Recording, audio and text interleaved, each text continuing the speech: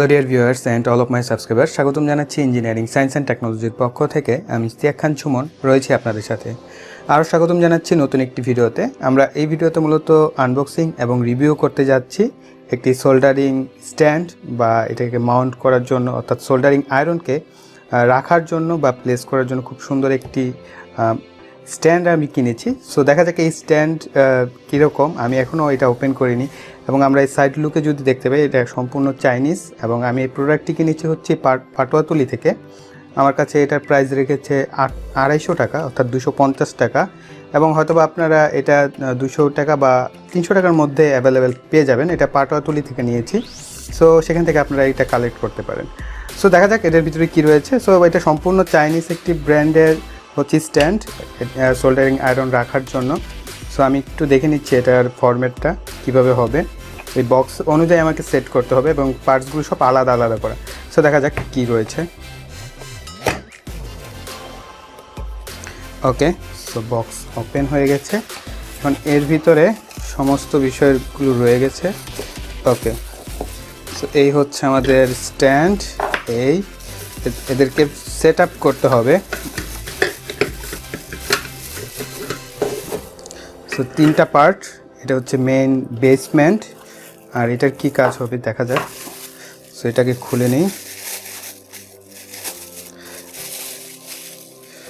এবং সম্পূর্ণটা হচ্ছে লোহার। ঠিক আছে, দেখতেই পাচ্ছেন একদম সম্পূর্ণটা হচ্ছে লোহার এবং খুব স্ট্রং। মেবি আমি এটা 250 টাকা দিয়ে কিনেছিলাম কি 300 টাকা, আমার খেয়াল নেই। মেবি এটা আপনারা মার্কেটে 250 থেকে 300 টাকার মধ্যে পেয়ে যাবেন। ঠিক আছে, সো এই হচ্ছে, এবং আমি একটু বক্সের গায়ে দেখে নিই কীভাবে লাগানো। তো এটা থাকবে এক পাশ থেকে, বক্সটা যদি এভাবে নিই, এটা হচ্ছে পিছনের দিকে থাকবে এই দিকটায়, এবং এটাকে মাউন্ট করতে হবে। আচ্ছা, আমরা একটা একটা করে কমপ্লিট করি। এইটা হচ্ছে আমাদের থাকবে এই বরাবর, পিছন থেকে জাস্ট। ওকে, এটা হচ্ছে রাং রাখার জন্য। সো আমার কাছে রাঙের একটা কয়েল আছে, তো আমি এটাকে অ্যাডজাস্ট করে দেখি।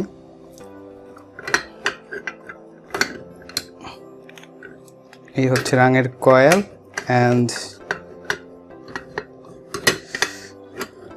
এক মাথা আগে নেমে যাবে, পরেরটা পরে। ওকে, প্লেসমেন্ট হয়ে গেছে, সিম্পল। অ্যান্ড দেন এটা কীভাবে মাউন্ট করতে হবে।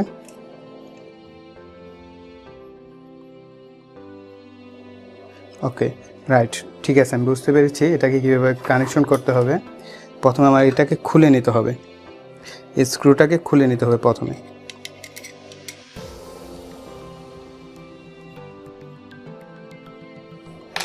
খোলা, ওকে। দেন এটাকেও খুলে নিব, অ্যান্ড এটাকে হচ্ছে আমাদের প্লেস করতে হবে এইখানটায়। সো এটার সাথে আরও 2টা নাট আছে, আমি নাট 2টাকে খুলে নিব, খুলে নিয়ে এটার সাথে প্লেসমেন্ট করে দেব।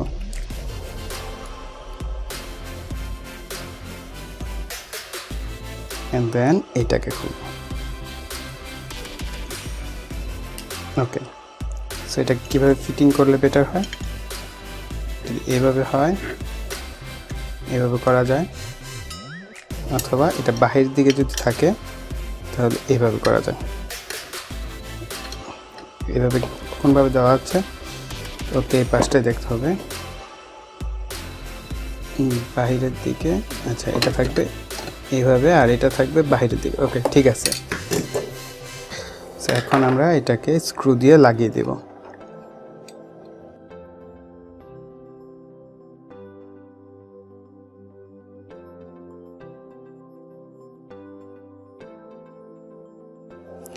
ওকে, এখন জাস্ট স্ক্রু 2টা লাগালেই আমার কাজ মোটামুটি হয়ে যাবে।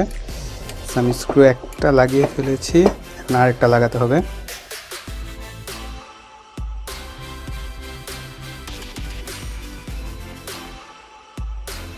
অলরাইট, সো আমাদের এতটুকু লাগানো শেষ। এখন কাজ হচ্ছে এটার সাথে এটাকে লাগাতে হবে।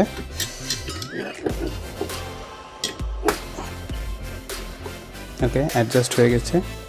এখন এটাকে কিভাবে লাগাবো। আচ্ছা, এটা হচ্ছে পিছন দিক থেকে ইন করতে হবে।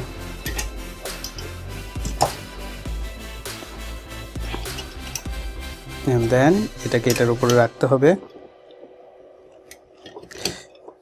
অ্যান্ড ফাইনালি আমার হাতে যেটা আছে এটাকে এটার সাথে লাগাতে হবে। ওকে, জাস্ট ঘুরিয়ে নবটা অ্যাডজাস্ট করে নেবেন।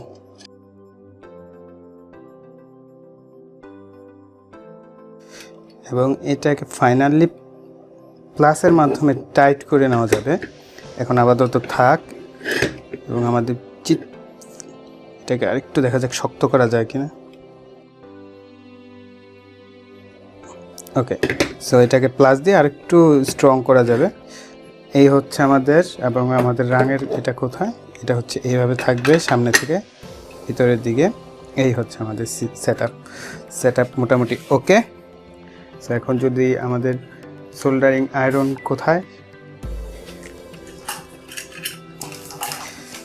এটার ভিতরে আমাদের সোল্ডারিং আয়রনটা ইন করে, ব্যাস পুরা সেফ।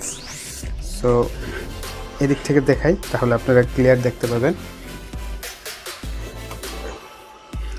সো এই হচ্ছে আমার সোল্ডারিং স্ট্যান্ড বলতে পারেন, বা বেস, যেটার মাধ্যমে আমরা এটা সোল্ডারিং আয়রনটাকে সেফলি রাখতে পারবো, যেন এটার হিটটা এদিক ওদিক না যায়, এবং রাখার জন্য একটা সুবিধা, হাতের কাছে এটাকে সুন্দরভাবে রাখা যাবে।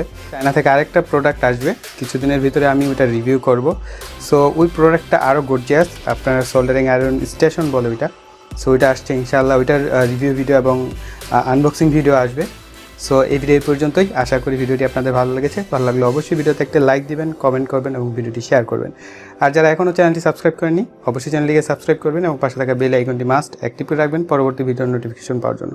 সো এই বলে এখানে বিদায় নিচ্ছি। সকলে ভালো থাকবেন, সুস্থ থাকবেন, টাটা।